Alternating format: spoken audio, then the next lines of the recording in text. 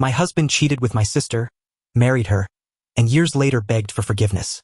I chose revenge instead. I was married to my husband Andrew, 32M, for 6 years. We had a strong relationship, or so I thought. Like any couple, we had our ups and downs, but we always worked through them. Everything changed when my sister, Mary, 28F, moved back to our hometown. Mary had been living in Florida since she was 18 but returned after her long-term boyfriend dumped her, leaving her destitute. According to her, he had been cheating with men, but I always found her story suspicious. I didn't know him well, but that didn't align with the impression I had of him. Mary moved in with my parents, Kelly, 54F, and Charles, 55M. She struggled to find work, so I suggested Andrew help her out, as he had some influence at his company. He did, and she got a job in his department, a role in her field. Little did I know, I was facilitating my own heartbreak. Growing up, Mary and I were never close. She was the golden child to our mother, while our dad was too spineless to step in. Our parents didn't make their favoritism obvious, but the subtle differences added up over time. Mary got a newer, nicer car when we turned 16, while I got an old Dodge Neon. Thousands were spent on her dance competitions, but I had to beg for $50 to attend a basketball camp. When I broke curfew by 15 minutes, my car was taken away for a month. When Mary came home 2 hours late smelling like pot, she got a stern talking to. I wasn't sad when she moved away for college. When Mary moved back, she began spending more time at our house. Initially, I thought she was trying to build a relationship with me, but I soon realized she was growing too close to Andrew. They had inside jokes, conversations that excluded me, and excuses like, just a work thing, when I tried to join in. Then, she showed up at our house when I wasn't home. Andrew and I worked different schedules. He worked 8 a.m. to 4:30 p.m., while I worked 10 a.m. to 7 p.m. When I confronted them, I got dismissive answers like, we had work stuff to do. Things escalated when I noticed the bed wasn't made the way I'd left it.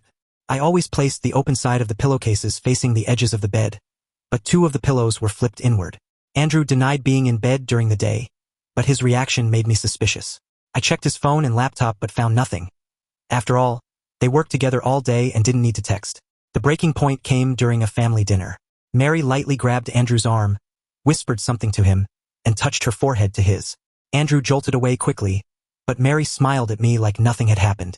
I planned a weekend getaway to confront Andrew away from the chaos. On the second day of our getaway, I directly asked Andrew if he was having an affair with my sister. He teared up and admitted it. He said they clicked, and it escalated before he realized what was happening. He confessed they'd been sleeping together in our bed while I was at work. I left immediately with nothing but my purse. Andrew packed his things and moved to a hotel. When I told my parents, they admitted they already knew. They apologized but defended Mary, saying, she deserves to be happy too. I went no contact with all of them. Andrew and Mary moved in together, and the divorce process began. He initially offered me the house and savings out of guilt but changed his mind after Mary influenced him. I moved all the savings into a new account to avoid a fight. Mary rubbed salt in the wound by tagging me in a photo of her and Andrew on Facebook, captioned, feeling loved. She later texted me, no hard feelings, sis. I hope we can still be close. I blocked her on everything. My parents were no better. My mother dismissed the situation, saying, you shouldn't be on that stuff anyway. My father stayed silent. I decided to sell the house and move to another state without telling anyone where I was going. I cut ties completely. I'm now engaged to James, a chef and co-owner of a successful restaurant. I've built a new life in Minnesota. 9 months after I moved, I received an invitation to Andrew and Mary's wedding. My parents included a letter urging me to forgive and move on, even suggesting I be a bridesmaid. I ignored it. Recently, Andrew showed up at my apartment, looking too put together.